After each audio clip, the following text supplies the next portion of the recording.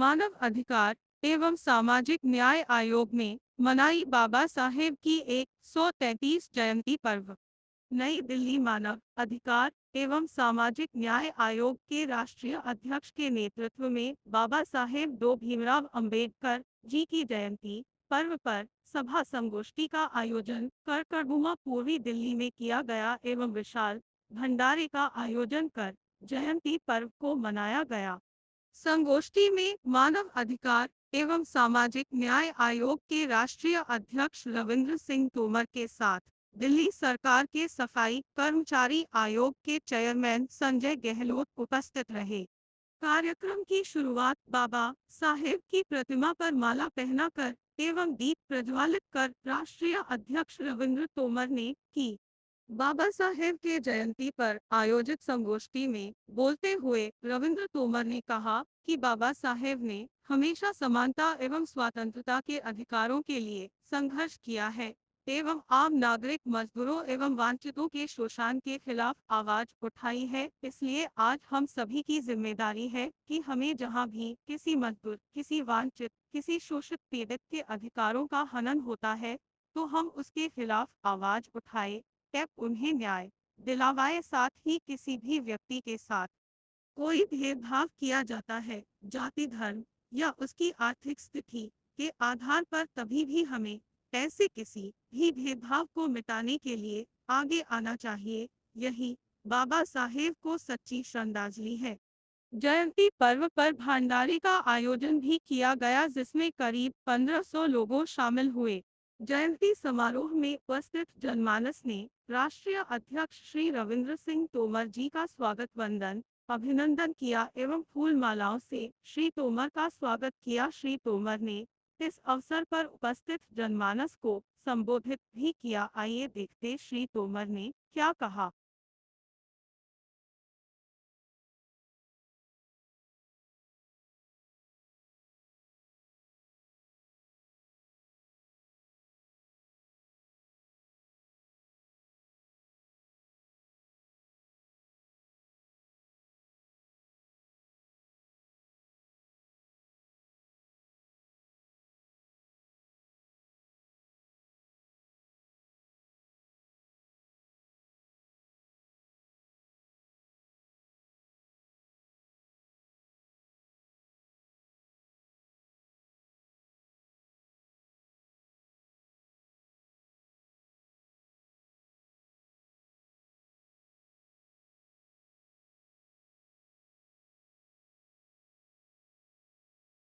भारत माता की जय। भारत माता की जय। वंदे मातरम। वंदे मातरम।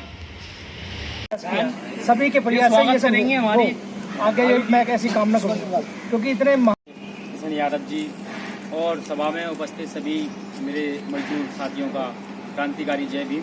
आप सभी यहाँ आए और बाबा साहब को हमने अभी पुष्प अर्पित किया, बाबा साहब को याद किया। तो जब भी बाबा साहब का चित्र मेरे ध्यान में आता है, जब भी मैं बाबा साहब का नाम पढ़ता हूँ, बाबा साहब का ध्यान करता हूँ, बाबा साहब को देखता हूँ, तो मेरे में एक शक्ति का प्रवेश होता है। एक शक्ति का प्रवेश होता है कि जिस तरीके से बाबा साहब ने हमेशा मानव मानव एक समान और हम सब मानव समान, किसी मानव में भेद नहीं, समानता का अधिकार को लेकर बाबा साहब ने जो लड़ाई लड़ी, जो शोषण के खिलाफ जो शोषण होता था, एक इंसान को इंसान नहीं समझा जाता था पहले, और चाहे वो पूंजीवादी लोगों के द्वारा हो, चाहे वो जातिवादी लोगों के द्वारा हो, चाहे वो किसी राष्ट्र के राजा के द्वारा हो, जो भी शोषण हुआ वो एक इंसान को इंसान नहीं ठहरा के एक जानवर की स्थिति में लेकर आया था। उस शोषण के खिलाफ पहली बार हजारों साल के बाद अगर तथागत गौतम बुद्ध के बाद अगर कोई सोचने वाले थे तो वो बाबा साहब थे,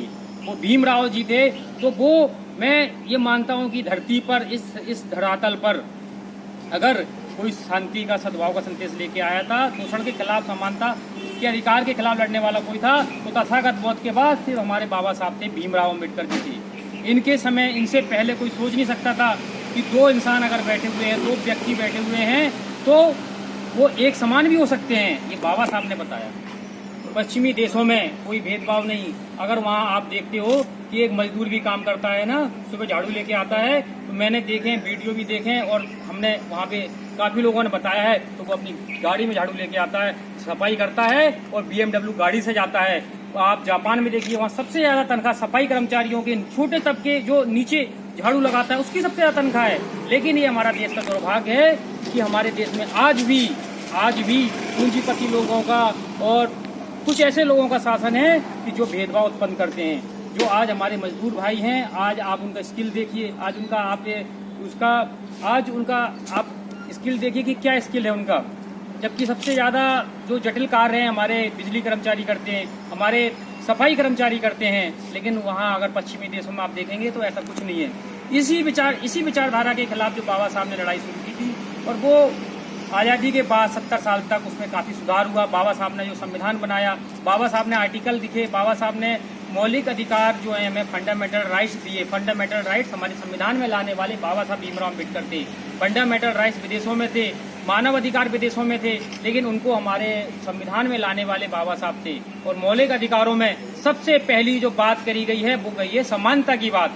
दो व्यक्ति में समानता क्यों नहीं हो सकती? दो व्यक्ति में समानता, अगर एक व्यक्ति या कोई भी आर्थिक स्थिति हो, वो कितना भी पैसे वाला हो, कोई भी अफसर हो, कोई भी हो, और एक मजदूर जो एक लाइन पे खंभे पे चढ़ा है, क्या वो एक समान नहीं है? वो तो उससे ज्यादा श्रेष्ठ है। वो कार्य कर रहा है जो ज्यादा पैकेज ले रहे हैं, जो ज्यादा तनख्वाह ले रहे हैं, पर वो कार्य नहीं कर सकते। सरदार भगत सिंह ने एक बात कहा था कि मैं ये चाहता हूं कि एक मजदूर को और जो सबसे ज्यादा शारीरिक रूप से काम करता है उसको मानसिक रूप से काम करने वाले से ज्यादा तनख्वाह देनी चाहिए। लेकिन आज भी जब इसके बारे में अगर कोई बात करता है, बात उठाता है, तो उसे कम्युनिस्ट घोषित कर दिया जाता है। कई बार उनको माओवादी घोषित कर दिया जाता है, क्योंकि ये एक मक्कड़ जाल है। ये एक मक्कड़ जाल पूंजीपति लोगों ने, धन्ना सेठ लोगों ने बना रखा है, और उन्हीं के ही नुमाइंदे देश को चला रहे हैं।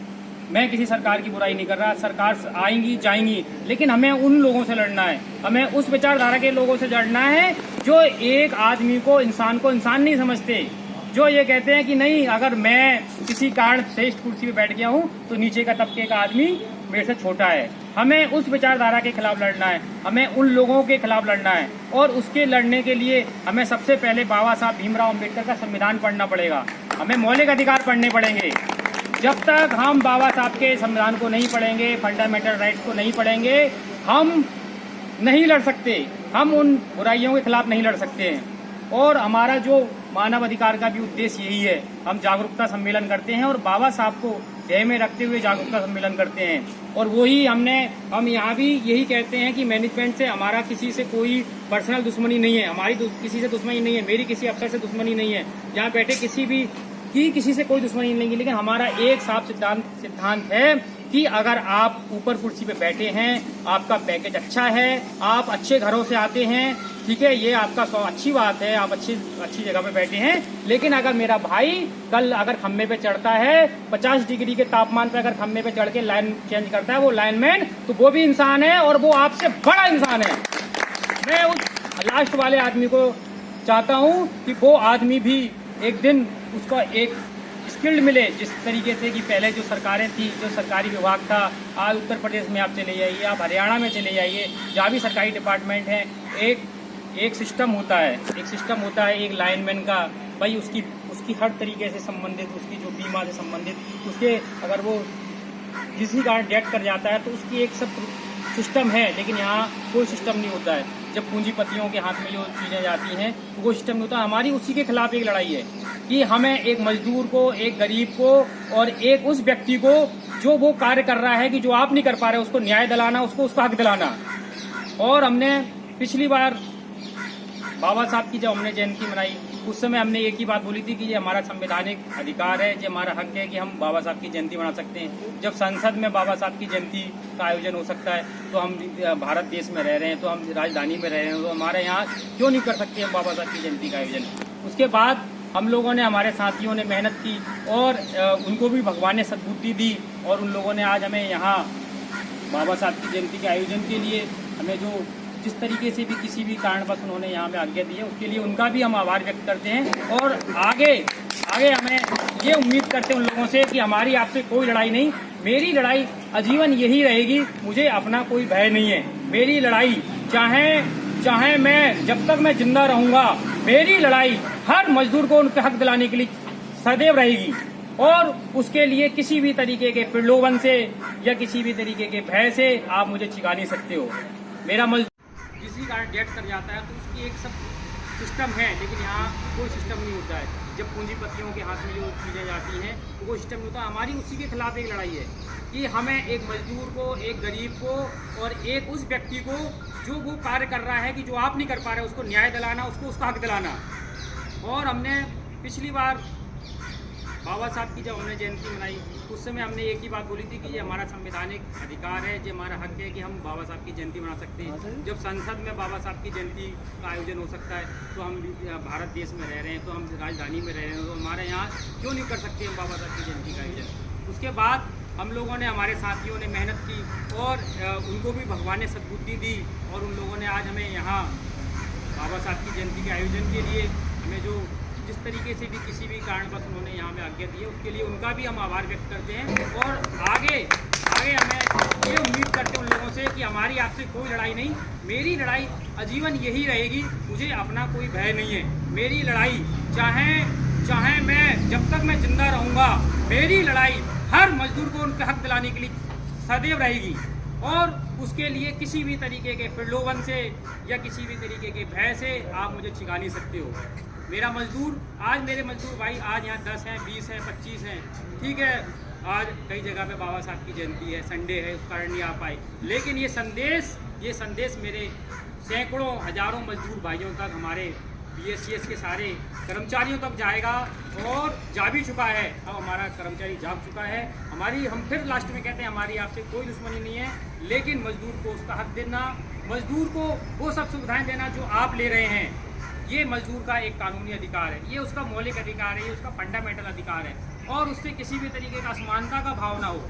असमानता, मैं एक चीज़ देखता हूँ, मैं कलकत्ता मैं जाता था अपने हेड ऑफिस वगैरह में, कुछ समय पहले तक जब कुछ एक्टिविटी बंद हो गई थी, यूनियन की एक्टिविटी भी बंद हो गई थी, तो वहाँ पे जो अफसर बैठे हुए हैं जिनका पैकेज भी अच्छा है, वो एक इंसान को इंसान ही नहीं समझते। अगर कोई जाके एक छोटा सा कर्मचारी उनसे बात करता है तो वो ऐसे हेट करते थे, बैठे रहते तो कुर्सी पे वो खड़ा रहता था, उसको कहते थे कि हम बैठे, वो बैठे, वो कभी आज के उनको सम्मान नहीं किया, उनको चेयर नहीं दी मजदूर को तो एंट्री तक नहीं होती थी। लेकिन उसके बाद जब यूनियन की एक्टिविटी हुई, हमारे भाइयों ने, हमारे साथियों ने एक्टिविटी की, अपना सब कुछ खोया, उसके बाद काफ़ी चीज़ें बदली। हमारे CTC के भाइयों ने भी, हमारे CTC के भाई ने, हमारे एक भाई बैठे हुए CTC के भाई, जब हम लोग जाते थे उस समय कोई वहाँ पर किसी तरीके का ऐसा लगता था कि साहब हम तो उस समय में जी रहे हैं, आज के 5000 साल पहले हमसे वही छुआछूत का भेदभाव करा जा रहा है। भाई आर्थिक रूप से असमानता का हमें भाव देखने को मिलता था। अफसर लोग वहाँ बैठे रहते थे, हमारे कर्मचारी जाते थे, खड़े उनको टरका दिया जाता था, जाओ कुछ नहीं। फिर धीमे धीमे लोगों में क्रांति आई, लोगों ने सुनवाई की और अब काफ़ी चीज़ें बदली हैं। और हम चाह रहे हैं कि हमारे जो बड़े बुजुर्ग हैं, हमारे सीनियर लीडर हैं, उनके मार्गदर्शन से, उनके सहयोग से, हमारे किशन यादव जी के सहयोग से, हमारे बड़े भाई आदरणीय चेयरमैन साहब के सहयोग से बहुत चीज़ें आगे बदलेंगी। और निर्भय होकर आप रहें। अगर आप अच्छा कार्य कर रहे हैं, कानून के दायरे में रह के कार्य कर रहे हैं, आपको कोई नहीं रोक सकता। बाबा साहब के संविधान ने आपको वो एक ताकत दी है कि जो देश का प्रधानमंत्री के पास अधिकार है वही आपके पास अधिकार है। ये बाबा साहब की ताकत है। अगर 1947 से पहले कोई सोच सकता था एक गरीब का, एक मजदूर का बेटा, कि वो भी मुख्यमंत्री बन सकता है, वो भी कलेक्टर बन सकता है, वो भी SP बन सकता है, कि नहीं सोच सकता था ना। सिर्फ राजाओं के बेटे तो राजा बनते थे, राजशाही व्यवस्था थी, और फिर पूंजीपाती व्यवस्था थी, जो पूंजीपाती हैं, टाटा है, बिरला है, कोई। लेकिन जब 47 में संविधान आया, उसके बाद एक गरीब का, एक मजदूर का बेटा भी सोच सकता है कि वो कलेक्टर बन सकता है जिले का, वो CM बन सकता है एक प्रदेश का, वो प्रधानमंत्री बन सकता है। तो ये संविधान की ताकत है। जय हिंद, जय भारत। साथियों, जय भीम। और आदरणीय चेयरमैन साहब से अनुरोध करता हूँ कि वो माननीय मुख्य अतिथि अपना